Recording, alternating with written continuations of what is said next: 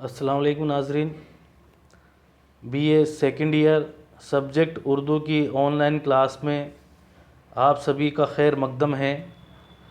آج ہم paper first نثر، ناول اور مضمون کے نصاب میں شامل سبق اودھ پنچ، جس کے مصنف پنڈت برج نارائن چک ہے، کا مطالعہ کریں گے۔ ناظرین، اس سے پہلے کے ویڈیو میں ہم نے کتاب انتخاب نثر کے 6 اسباق کا مطالعہ کیا تھا۔ آج ہم اودھ پنچ سبق کا مطالعہ کریں گے۔ اس سے پہلے ہم سبق کے مصنف پنڈت برج نارائن چک کا تعارف اور ان کی حالات زندگی کا جائزہ لیں گے۔ پنڈت برج نارائن چک ان کا نام تھا اور ان کی پیدائش 1882 میں لکھنؤ میں ہوئی۔ پنڈت جی کے بزرگ کشمیری برہمن تھے، لیکن بعد میں لکھنؤ آ کر بس گئے تھے۔ ان کی ابتدائی تعلیم کے بعد انہوں نے قانون کی پڑھائی شروع کی اور امتحان پاس کرنے کے بعد وکالت کو اپنا ذریعہ معاش بنایا۔ اس میدان میں ایسی ناموری حاصل کی کہ شہر کے بلند پائے وکیلوں میں ان کا شمار ہونے لگا۔ ان کے والد شاعر تھے اور لکھنؤ میں ہی ان کا قیام تھا، اس لیے شاعری خون میں گردش کر رہی تھی۔ بچپن سے ہی چک شاعری کی طرف مائل ہو گئے اور اساتذہ کا کلام پڑھنے لگے، اس لیے اس میدان میں بھی خوب کمال حاصل کیا۔ ابھی صرف 44 برس کی ہی ان کی عمر تھی کہ 1926 میں ایک مقدمے کی پیروی کے سلسلے میں رائے بریلی گئے تھے۔ عدالت سے مقدمہ لڑنے کے بعد لکھنؤ واپس آنے کے لیے ریلوے اسٹیشن آئے۔ ٹرین میں سوار ہوتے سمے فالج کا حملہ ہوا اور کچھ ہی دیر بعد یہ رائے بریلی ریلوے اسٹیشن پر انتقال فرما گئے۔ ناظرین، پنڈت برج نارائن چک کی زندگی صرف 44 سال کی عمر انہوں نے پائی تھی اور اس 44 سال کی عمر میں انہوں نے شاعری، نثر اور وکالت میں اعلیٰ مقام حاصل کیا۔ شاعری ان کا خاص وصف تھا۔ نثر بھی انہوں نے لکھی ہے، لیکن نثر کم لکھی ہے، شاعری میں انہوں نے زیادہ توجہ کی۔ چک نے روایتی انداز سے شاعری شروع کی اور غزلیں بھی کہی، مگر جلد ہی ان کی طبیعت کا اصلی رجحان غالب ہو گیا اور نظم گوئی کی طرف متوجہ ہو گئے اور وطن پرستی کو اپنی نظموں کا موضوع بنایا۔ حب الوطنی ان کی رگوں پہ میں سیریت کیے ہوئے ہے۔ اس معاملے میں ان کے یہاں بہت شدت ہے اور محبت تو شدت کا ہی تقاضا کرتی ہے۔ کل ملا کے ہم کہہ سکتے ہیں کہ پنڈت برج نارائن چک کی شاعری میں انہوں نے غزلیں بھی لکھی ہے، لیکن نظم گوئی کی طرف زیادہ ان کا توجہ تھی اور نظمیں میں انہوں نے اپنی موضوع حب الوطنی اور وطنیت کو بنایا اور زیادہ تر نظمیں انہوں نے حب الوطنی کے جذبے سے سرشار لکھی ہے۔ آج کا جو ہمارا سبق ہے اودھ پنچ، اس کو لکھنے والے مصنف بھی پنڈت برج نارائن چک ہے۔ دراصل یہ سبق اودھ پنچ ایک اخبار کی کہانی ہے۔ اودھ پنچ کے نام سے یہ اخبار 1877 میں منشی سجاد حسین نے شروع کیا تھا، جو 1936 تک لگاتار چلتا رہا۔ اس کے درمیان میں کئی مدیر اس کے بدلتے رہے۔ کچھ وقت تک اکبر الہ آبادی نے بھی اس کے ادارتی فرائض انجام دیے تھے۔ اودھ پنچ اخبار میں ہی مشہور ناول نگار پنڈت رتن ناتھ سرسار کا مشہور ناول فسانہ آزاد قسط وار شائع ہوا تھا۔ آج اسی اخبار اودھ پنچ کے بارے میں اس سبق میں بات کی گئی ہے۔ مصنف لکھتے ہیں، ہندوستان کے جس جس گوشے میں اردو زبان کا نغمہ سنائی دیتا ہے، وہاں شاید کوئی ایسا شخص ہو جس کے کان اودھ پنچ کی آواز سے محروم ہوئے ہو۔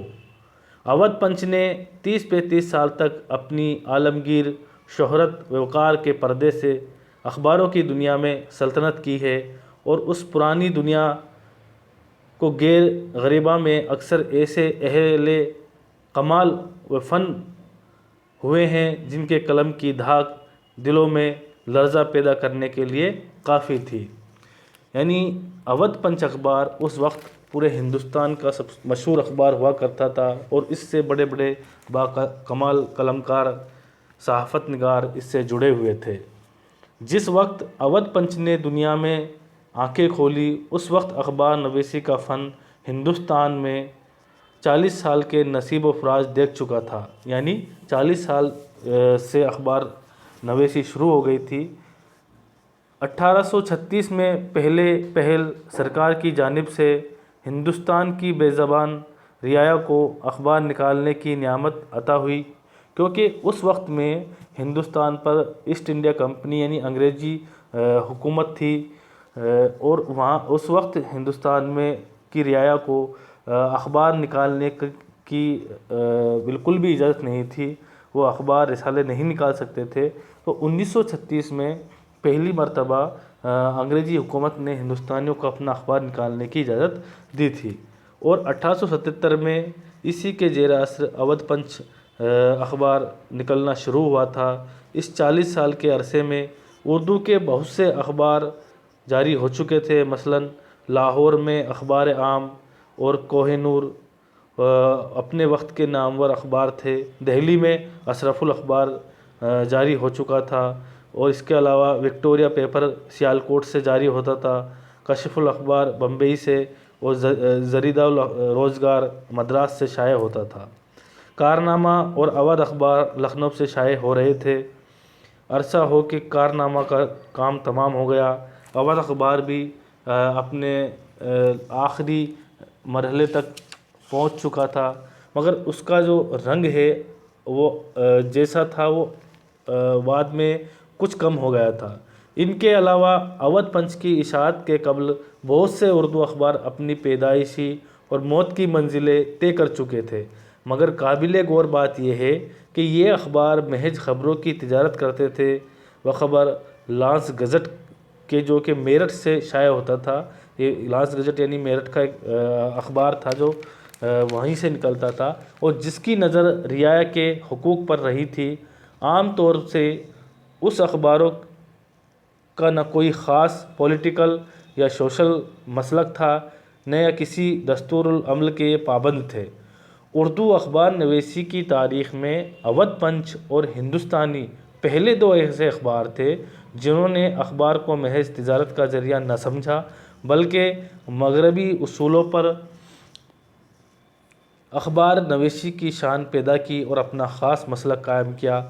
ہندوستانی کا دور لے لو، چاہے اودھ پنچ کے 6 سال کے بعد کے دور کو لے لو، ان دونوں اخباروں نے اپنے کمال سے ہندوستان میں اپنی ایک الگ ہی پہچان بنائی۔ اودھ پنچ کو وہ ظرافت کا پرچہ کہہ سکتے ہیں، مگر پولیٹیکل اور سوشل مارکے کی آرائیوں سے یہ بے خبر نہ تھا۔ اس کا مستقبل سوشل اور پولیٹیکل مسلک تھا۔ اس صوبے میں ہندوستانی کانگریس کا چراغ سمجھا جاتا تھا، مگر جن گوشوں میں اس چراغ کی روشنی کا گزر نہ تھا، وہاں اودھ پنچ کی بجلی چکا چوندھ پیدا کرتی تھی۔ سوشل اصلاح کے معاملے میں اودھ پنچ لکیر کا فقیر تھا۔ نئی روشنی کے نادان دوستوں کی حماقت کا پردہ فاش کرنے کے علاوہ اس کے ذات سے اس تحریک کو کوئی نفع نہیں پہنچا۔ ظرافت کے اعتبار سے اپنے رنگ کا پہلا پرچہ تھا۔ کل ملا کر ہم کہہ سکتے ہیں کہ جب سے ایسٹ انڈیا کمپنی اور انگریزی حکمرانوں نے ہندوستان کی رعایا کو اپنا اخبار لکھانے کی اجازت دی، یعنی 1936 میں، اس کے بعد سے ہندوستان میں کے مختلف شہروں سے الگ الگ اخبار نکل رہے تھے، چاہے وہ لاہور سے اخبار عام ہو یا کوہ نور ہو، دہلی سے اشرف الاخبار ہو، سیالکوٹ سے وکٹوریہ پیپر ہو، بمبئی سے کاشف الاخبار ہو، مدراس سے جریدہ روزگار ہو، اودھ سے لکھنؤ سے کارنامہ اور اودھ اخبار، یہ سارے کے سارے اخبار ہیں جو ہندوستان کے مختلف شہروں سے 1936 کے بعد جاری اور ساری تھے۔ اسی وقت منشی سجاد حسین کے من میں ایک اخبار نکالنے کا پیدا ہوا کہ کوئی ایسا اخبار نکالا جائے جس میں پولیٹیکل ایشوز نہیں ہوں، بلکہ جس میں ہندوستانی قوم کی اصلاح کے مسئلوں کو اس اخبار میں چھاپا جائے، ان کی پریشانیوں کو اس اخبار میں کے ذریعے اٹھایا جائے، انگریزی حکومت کے ظلموں کو اس اخبار کے ذریعے اٹھایا جائے۔ اسی کے مد نظر 1877 میں منشی سجاد حسین نے لکھنؤ سے اس اخبار کو جاری کیا تھا۔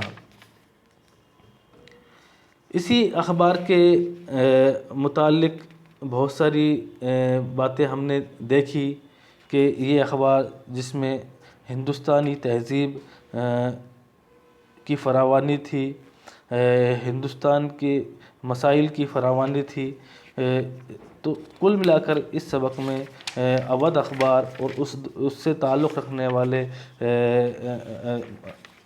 مدیر اور اس کو ادارتی فرائض انجام دینے والے اشخاص کے بارے میں، اور اس وقت کے ہندوستانی ماحول کے بارے میں، اس وقت کی ہندوستانی تہذیب و تمدن کے بارے میں، اس وقت کے ہندوستان کے مسائل مشکلات کے بارے میں، ہندوستانی رعایا کی غربت کے بارے میں اس اخبار میں درپیش پیش کیا گیا۔ اس کے علاوہ اس اخبار میں ہندوستان کے مختلف شہروں کے مصنف شعراء بھی جڑے، اور انہوں نے اپنی شاعری اور اپنی صحافت کے ذریعے اس اخبار کو فروغ دینے میں اپنا اہم رول ادا کیا۔ منشی سجاد حسین کے بعد اکبر الہ آبادی نے بھی کچھ وقت اس کے ادارتی فرائض انجام دیے۔ پنڈت رتن ناتھ سرشار کا مشہور ناول فسانہ آزاد بھی قسطوار اس اخبار سے شائع ہوا۔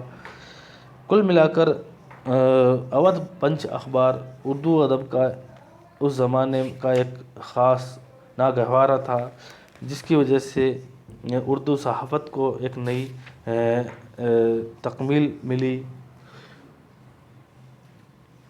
اور اسی سبق میں اودھ پنچ اخبار کی اسی خصوصیات کو پیش کیا گیا ہے۔ شکریہ ناظرین۔